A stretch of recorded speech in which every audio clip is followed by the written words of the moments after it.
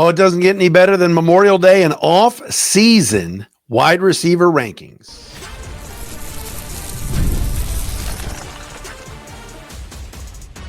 You are Locked On Lions, your daily Detroit Lions podcast. Part of the Locked On Podcast Network, your team every day. All right, here we go, everybody. Happy Memorial Day Monday. It is another week of Locked On Lions right here on the Locked On Podcast Network, your team every day. Matt Derry with you on a Memorial Day Monday, May the 26th, in a Tuesday, May the 27th. Thanks for making us your first listen. Thank you for checking us out wherever you get your podcasts. Might be on Apple, Spotify, Odyssey app, wherever you get your podcasts. We appreciate you big time. Got to give a shout out to one of our everydayers. I met him this weekend. I was down. I spent my birthday, actually. It was my birthday on Saturday, and spent the majority of the day down in downtown Detroit. Had a great day with my wife. That's the best for me, is to get my special days with her, because that's my special girl and just the love of my life. And we were downtown, I believe at a place called Motor City Tap House, what I believe it's called, in Corktown. Fantastic spot. And I ran into a guy, came over, said, "Are you Matt Derry?" Big fan. Cade Messenger. Easy name to remember. Motorcade. We met him on Saturday. Said he loves Locked On Lions. So thank you, Cade, for being one of our everyday listeners. Our everydayers, we love all of you. We'll give some shout outs throughout the week to our everyday listeners. If you want to be our call of the day, we will take submissions this week at speakpipe.com/Derry podcast page. Leave a voicemail there. Leave it about a minute or under a minute. Keep it clean. Talk some Lions, and you too can be our call of the day. Coming up on the program today, we love Pro Football Focus. They do their rankings in the offseason. Wide receiver rankings. Where's Amon-Ra St. Brown land? What about Jameson Williams? Is he even on the list? We will go over that coming up momentarily here on Locked On Lions. Dave Burkett had a mailbag over the weekend at the Free Press at freep.com and was asked about Trey Hendrickson. Where are the Lions in their pursuit of Trey Hendrickson, if at all? We'll get into that coming up momentarily as well. Penei Sewell spoke last week. You want to talk about a guy that is dedicated to his craft. I'm going to explain that coming up. And Aaron Rodgers is at it again. Yes, the greatest teammate of all time. And the now free agent quarterback, who has not decided yet whether or not he's going to play next year. But Aaron Rodgers was on a podcast over the weekend. It was like a live event, and he started trolling the Bears. And I got to be honest, I loved it. It was actually very, very funny. We will play that audio for you coming up right here on Locked On Lions. It is a Memorial Day, which means we have got to salute for sure all the men and women that fought for our country. Unfortunately, did not make it, but we are thinking about them and their families today. They laid the foundation for where we stand today. And so it is an important day today, Memorial Day in this country. We salute everybody that was out there fighting for us here in the United States. So let's start with wide receiver rankings. You guys know that I'm a gigantic Pro Football Focus slappy. I love it. I love PFF. I'm on there every day. They have great content. And Trevor Sycamore, who we've had on the program before and we'll have on again, ranked the top 32 wide receivers going into the 2025 NFL season. And he put these wide receivers into 6 tiers. Number one on his list, the top wide receiver in the game, he has A.J. Brown of the Eagles. A.J. Brown is a monster. Would I have him ahead of Justin Jefferson? No, but it's not my list. It's Trevor's list. He's got A.J. Brown in tier 1, followed by Justin Jefferson at number 2 and Jamar Chase at number 3. Those are his top 3 receivers. And he mentions with Jamar Chase, he was the 2024 Triple Crown winner, first in receptions, first in receiving yards, and first in receiving touchdowns. Then he goes to tier 2. And you're probably going, Amon-Ra St. Brown's not a tier 1 receiver? Well, at the top of tier 2 is St. Brown, the Lions, everything wide receiver. Trevor writes, quote, "No receiver in the league has a higher cumulative WAR, 1.70 or better, single season average WAR since 2022. I feel like we're talking baseball here. 0.56 than St. Brown. While his lower average depth of target suggests some of his production is scheme driven, he remains an ideal piece to build an offense around, as Detroit has done." So I guess for Lions fans that get angry about this stuff, do you think Amon-Ra St. Brown is in the top tier with the likes of A.J. Brown, Justin Jefferson, and Jamar Chase? The difference I see between those three guys and Amon-Ra is simple. It's just size. Those guys are big, huge targets that mainly do their work and their damage down the field. St. Brown has always been a slot guy. Yes, he can play on the outside. Yes, he can be a deep threat, but I can see why he is listed as tier 2. He is the top receiver in tier 2, followed by Puka Nacua of the Rams, CeeDee Lamb of the Cowboys, Houston's Nico Collins, Tyreek the Freak Hill of the Dolphins. Those are the tier 2 receivers. I'm not arguing any of those. I think it's a pretty spot on list, and I think St. Brown is the 4th best receiver in the NFL. I don't disagree with any of this. But now we ask the question about Jameson Williams and if he's on this list. Tier 3 receivers: Mike Evans, Scary Terry McLaurin, Drake London. And again, I don't watch a ton of the Falcons, but Drake London is on the list. Number 12, Malik Neighbors of the Giants. Number 13, Garrett Wilson of the Jets. Number 14, T. Higgins, Cincinnati. Jacksonville's Brian Thomas Jr. at 15. Devontae Adams at 16. Those are the tier 3 receivers. I don't think Devontae Adams is what he has been. I don't consider him on the same class or in the same class somebody like Mike Evans and Terry McLaurin anymore. Now we're going to find out this season because the Rams paid a pretty penny to get Devontae. Can he be the guy that he was a few years ago with the Packers? We'll have to wait and see. I didn't feel him playing for the Jets last year. Tier 4 receivers. You got Devontae Smith of the Eagles, Tampa's Chris Godwin, Brandon Ayuk of San Francisco, the Bears' DJ Moore. Oh, he's so great. Jalen Waddle of the Dolphins, Ladd McConkey of the Chargers, Pittsburgh's DK Metcalf, and New Orleans' Chris Olave. All right, so we're now starting to see some players that I do not think are as good as Jameson Williams. Chris Olave at 24 should not be ahead of Jamo, in my opinion. Trevor wrote that talent-wise, Olave could rank higher on this list. He just hasn't been healthy. Tier 5 receivers: Zay Flowers of the Ravens, Marvin Harrison Jr., who I thought was a little bit underwhelming as a rookie, but okay, 26. JSN, Jackson Smith and Jigba of Seattle, Rashee Rice of the Chiefs, and Josh Downs of the Colts. Those are tier 5 receivers. I'm a Josh Downs fan. Indianapolis has had bad quarterback play for the last 2 years, but when Downs gets free, he's a pretty good player.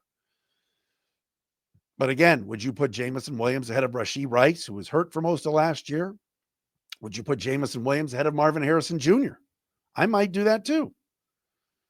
Those are tier 5 receivers. All right. Does Jamo make the last tier? Tier 6, Deebo Samuel of the Commanders. Numbers were way down last year. Cortland Sutton of the Broncos. And yes, last but not least, number 32 and last on the list, Jameson Williams. Trevor Sycamore writes, quote, "To be honest, there's a group of 6 to 8 wide receivers who could make a case for this final spot, but Williams gets the nod for his deep threat ability. Over the past 2 seasons, he has earned a 90.4 receiving grade on targets 20 or more yards downfield." So Jamo makes the cut as the last receiver on this list. So my question is simple to the audience, and I'll be interested in seeing some of the YouTube comments here on our YouTube page. Please subscribe. Is Jameson Williams the 32nd best wide receiver in the league, or would you rank him higher? I myself would rank him higher. I would take Jameson Williams right now over Deebo Samuel, who I thought was really good a couple of years ago. I would take Jamo over Rashee Rice. I would take Jamo over Marvin Harrison right now, over Chris Olave. We had the discussion about Brian Thomas and Ladd McConkey and some of those guys earlier. DJ Moore is better than Jamo, but I think this is the year for Jameson Williams to really break out. And look, he's got something to prove too. Yes, the Lions picked up his 5th-year option, but are they talking to him about a long-term deal? They're not. Jameson Williams wants to go out there and earn some big-time money and show the Lions, hey, look, you got to pay me too. So So 32nd best receiver in the league, I think is a little bit low for Jamo. And he made the last tier and made the cut on this list. Hopefully it motivates him. And he's been working hard. I know this offseason. He spent a lot of time down in Allen Park, so that is a good thing. All right. Are the Lions pursuing Trey Hendrickson, the disgruntled edge rusher from the Bengals who wants a new contract, is likely going to hold out and is asked for a trade? Dave Burkett was asked that in his mailbag over the weekend. We'll tell you what he said coming up next.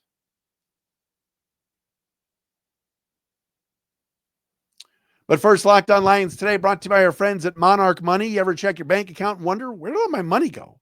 Between dining out, online shopping, and entertainment, it is easy to lose track. That's where Monarch Money comes in, your personal CFO, giving you full visibility and control over your finances. Monarch Money isn't just a budgeting app.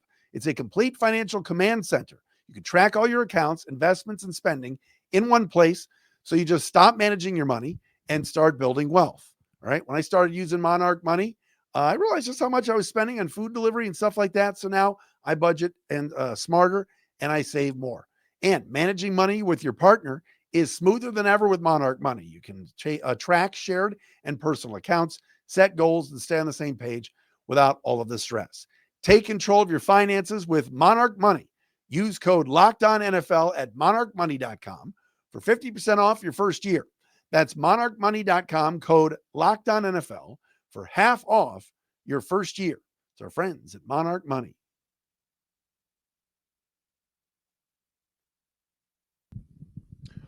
All right, folks, welcome back to the program. It is a Monday edition of Locked On Lions. Trevor Thompson is going to join us on Wednesday on this very show. Trevor is now co-hosting the Believe in Lions podcast with Glover Quinn.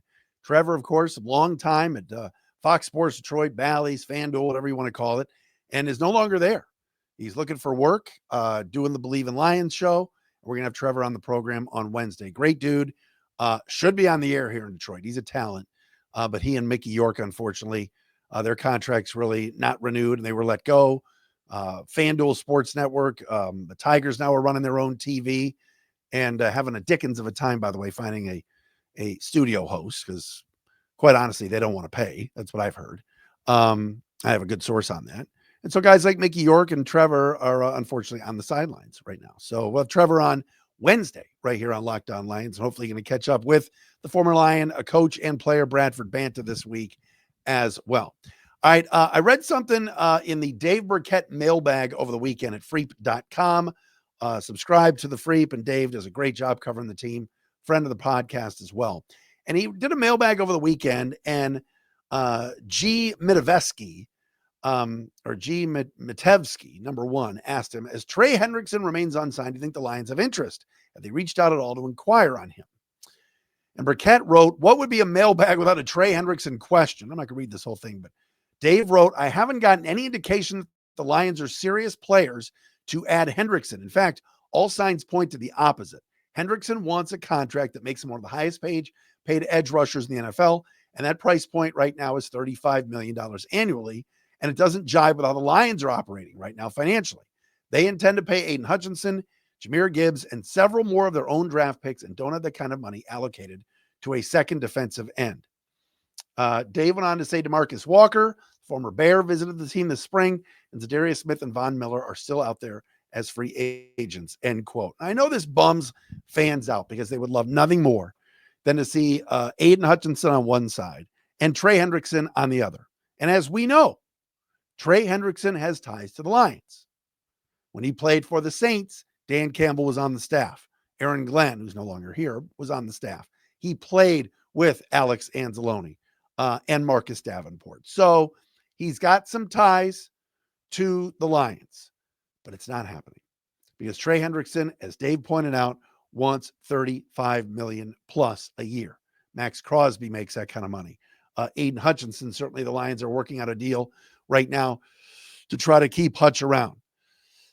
And as Brad Holmes said numerous times, including at the owners' meetings, or maybe it was the combine, Brad said, look, we can't afford two high-end edge rushers like that. When you have a good team like the Lions do, and you have a fine organization, and you're fresh off 15 wins and the top seed in the NFC, it's difficult to retain everybody. The Lions have found a way strategically and creatively to keep Jared Goff, Aleem McNeil, Penei Sewell, Amon-Ra St. Brown. They have paid their own guys. Kirby Joseph is another one that the Lions have kept around. They are trying like hell, whatever, to keep Aiden Hutchinson. They want Hutch here. Could you imagine if somehow he hit free agency or they had to franchise tag him? You don't want that. Eventually, they're going to have to pay Jahmyr Gibbs, Brian Branch, and others too.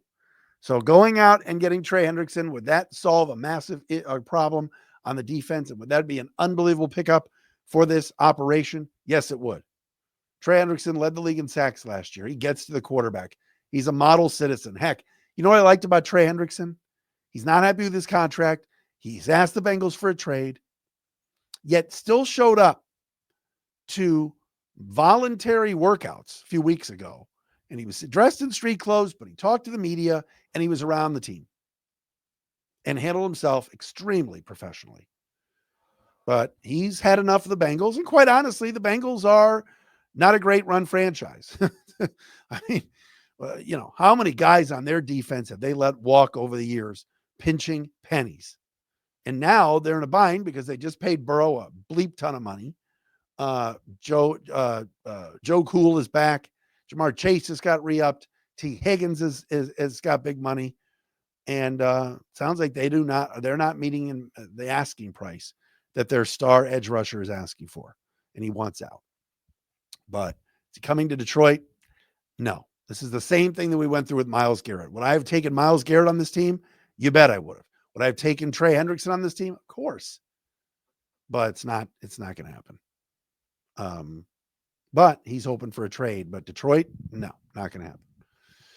So great mailbag question to Dave. And I think Dave was spot on with his answer. I was reading something the other day, and I saw this at DetroitLions.com as well, and I was watching some of the press conference. Penei Sewell met with the media on Thursday as part of the OTA practices down at the Lions practice facility, the Meyer Performance Center, or as I like to refer to it as, 222 Rod Wood Drive. By the way, the Grand Marshal for the Detroit Grand Prix, Rod Wood, of course. Anyway, Penei Sewell met with the media and was asked about his offseason workout regimen. And he said, quote, "I just wanted to get bigger and stronger while maintaining my speed and conditioning," end quote. Sewell, who lives, I'm not going to tell you where he lives, but Sewell lives here, wife and kids, stayed in the area this entire offseason to work with the team's trainers and strength coaches, and described his offseason, this from Tim Twentyman, as moving a lot of big weight fast.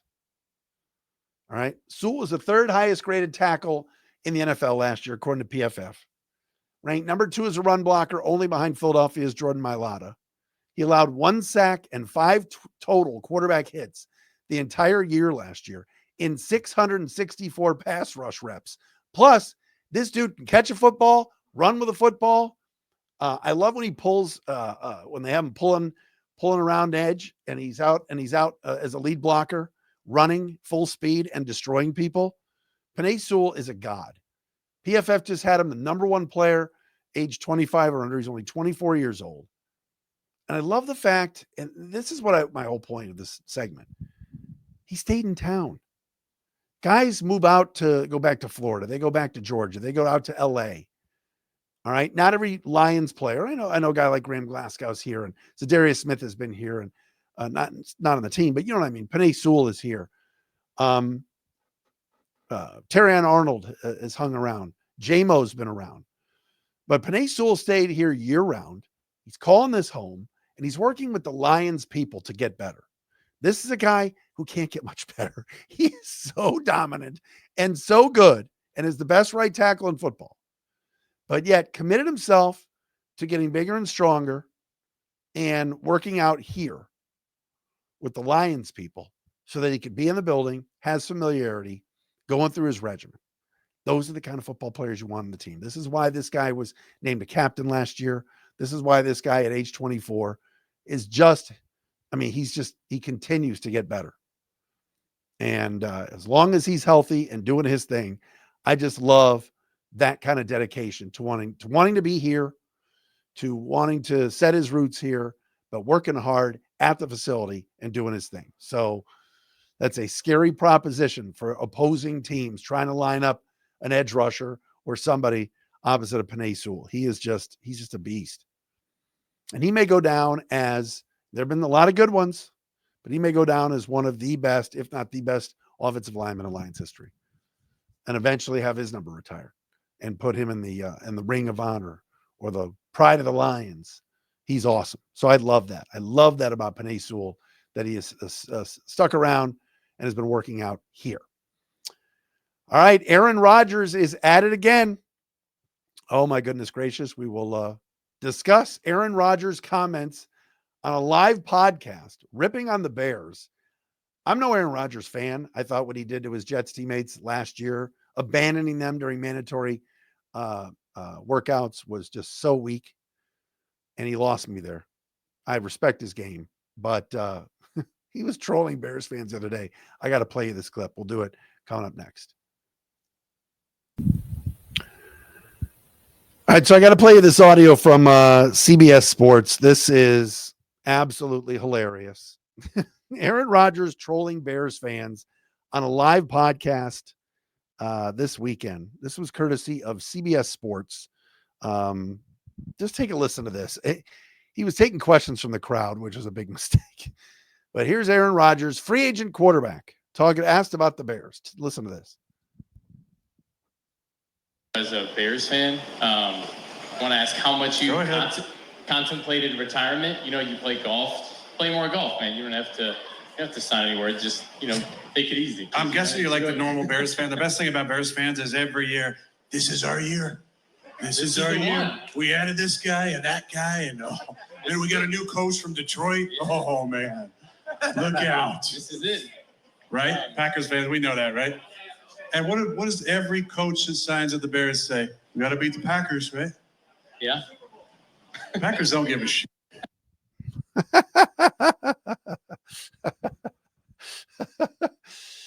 Oh, he's just so smarmy and just he's very unlikable, to be honest with you. But I got news for you. That clip is hilarious. So Rodgers, poor Bears fan, just got eaten alive. It just, Aaron Rodgers for years when he was a quarterback of the Packers, and he's a Hall of Famer. He's amazing. He's an amazing player. He is. In his prime, he was incredible. And the Lions ended his career in Green Bay, which was cool. But he just owned the Bears so bad. And in big games and big moments at Soldier Field, always found a way. He could do the discount double check on them. He broke their hearts so many times. And he hasn't lost his edge for where he was as a Packers quarterback, even though his relationship with Green Bay completely soured and they could not wait for him to leave. Still trolling the Bears and saying, "Oh, this is our year. We got that new coach from Detroit." Is pretty funny. And the Bears are getting a lot of hype, and the Bears are getting a lot of shine this offseason. And many of you are sending me clips. I'm getting people on Twitter at Derry Speaks or Blue Sky or whatever, that you guys are sending me stuff about Chicago and about how many people are in love with this football team. Colin Cowherd the other day posted a clip on social media of a pass. I mentioned this on the show last week. It was just a regular throw from Caleb Williams to Rome Odunze, his fellow second-year wide receiver. And Colin Cowherd went, I had him at 9 wins. I think I'm having him at 10 now. I think I'm upping it to 10. Like, just in love with the offseason champs, the Chicago Bears. Mark Silverman of Waddle and Sylvia on ESPN 1000 in Chicago. And they do a great show. They're an excellent afternoon show. I've known Mark a long time. We used to have Tom Waddle on the old 105.1 show. Silverman was at the press conference when Ben Johnson was ripping on the tush push and saying it's not an explosive play. I don't like it. And you can hear Silverman in the press conference as Johnson's walking up the podium saying, I love this guy. And Silverman admitted, yeah, that's me on the hot mic. You can hear me say, I love this guy. People are in love with Ben Johnson in Chicago. They're talking about not just playoffs, but winning this division. But see, people like Aaron Rodgers and others that have seen this movie before just know that the Bears always seem to find a way to break the hearts of their fans.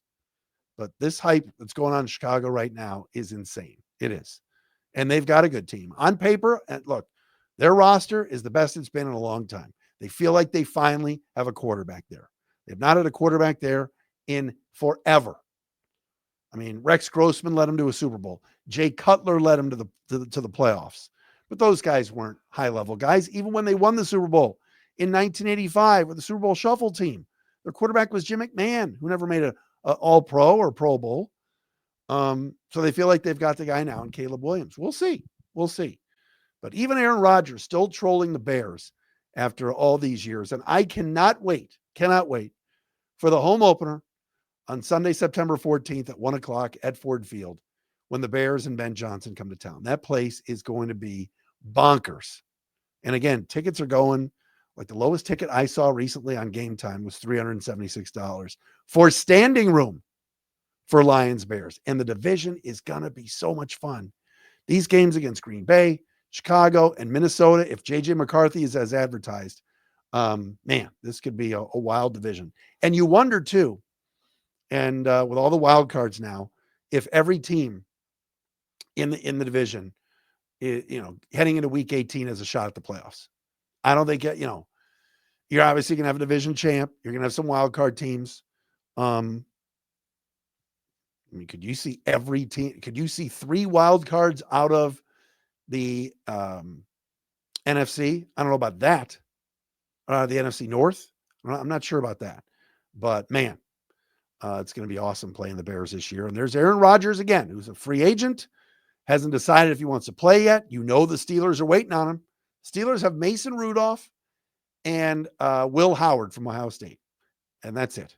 They're waiting on Rodgers, but he's taking his sweet old time. All right, that'll do it for us here on a Monday edition of Locked On Lions. Trevor Thompson going to join us on our Wednesday show. We are back again tomorrow. Have a great rest of the holiday weekend, everybody.